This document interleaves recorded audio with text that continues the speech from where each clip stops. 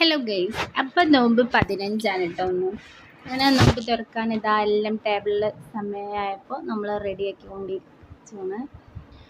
അപ്പോൾ നമുക്ക് carrot juice ഉണ്ട്, അതുപോലെ തന്നെ എഗ് സമൂസ ഉണ്ട്,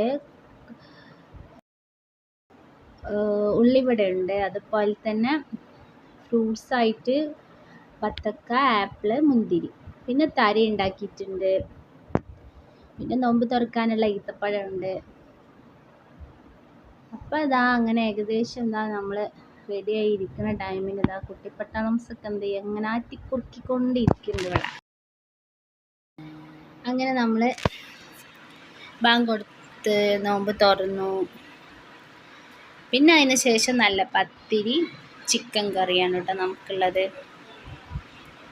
അപ്പോൾ ഇനി നമുക്ക് ഇൻഷാ അല്ലാഹ് അടുത്ത 16ാമത്തെ നോമ്പിൻ്റെ വിശേഷമായിട്ട് കാണാം.